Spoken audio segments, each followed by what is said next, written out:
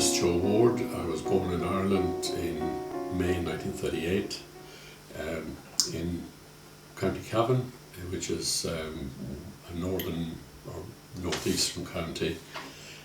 Quite a rural area where I was born, not in a town, and that's where I grew up.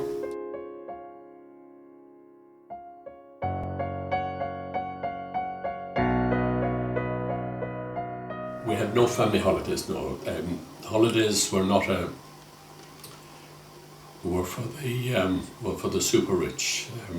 Ordinary farming folk didn't have holidays.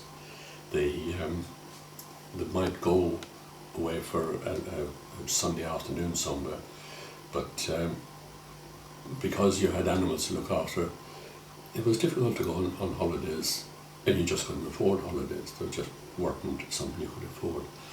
So my mother was a housewife, and general women who lived on the farm worked on the farm. They had lots of things to do on the farm, and they worked out in the fields the same as the men. That was the way it was. Children were expected to do all sorts of things as well, look after livestock, feed animals,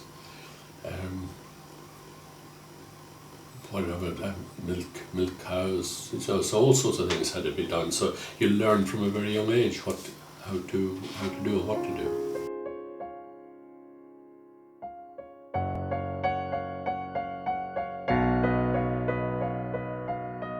A lot of people had to leave Ireland to find work elsewhere because there wasn't enough work for them in Ireland at the time. Other people left because they had a bit of a wanderlust, and I felt that I was working for a farmer. He wanted me to stay on working for him, but I thought, well, I would like to go to England to work. London was the place that I chose because my sister was already in London. I had a job.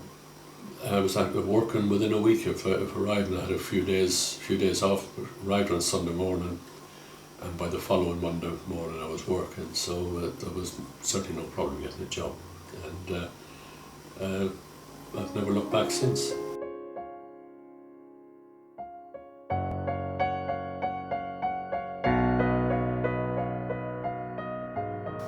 The number of people, the speed that everybody was travelling at, whether it was walking, driving, how much traffic there was, fear of crossing a road, travelling on the underground, because I travelled on the underground to work, but after you soon get used to it.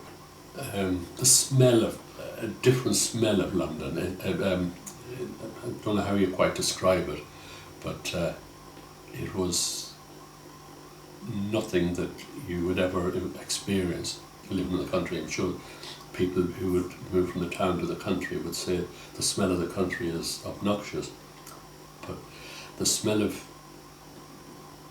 everything, the smell of grease, the smell of diesel, petrol fumes. But of course, the Clean Air Act hadn't come in then, and the London smogs was something to be avoided at all costs. You can't believe how bad they were. I mean, you couldn't see your hand in front of your face when a really bad fog would come down. Smoke, every house had a coal fire, and the smoke would get caught up in the fog.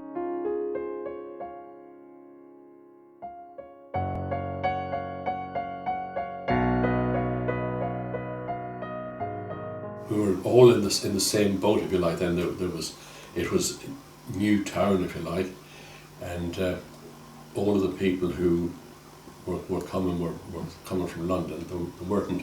They weren't Londoners per se, but they had lived in London. They could be Irish, they could be Polish, could be Africans, Jamaican, all mix. But they were moving out of London because of the poor conditions that they were living in, or poor conditions, and the fact of getting a house, getting a garden, weren't flats, they were houses. And we had 3 children then, and got a 3-bedroomed house. We were in heaven.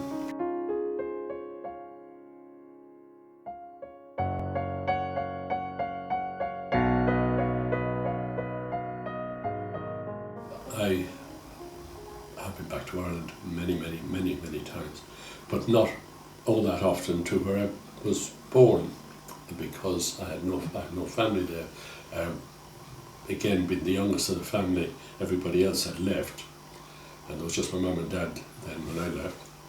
Then my dad died, and then my mum left there as well, and so there was no draw to go back to. She just sold up everything and left. So I would then, when I would go to visit in Ireland, I would go to visit my sister in Dublin, or to Mary's hometown in Mayo. And it was ideal because they were quite close to the sea. We could go to the sea every day, have a car, go to the sea every day, do different things, mountain climbing. It was absolutely beautiful countryside, so it was lots and lots of things to do. So we enjoyed that. Yeah.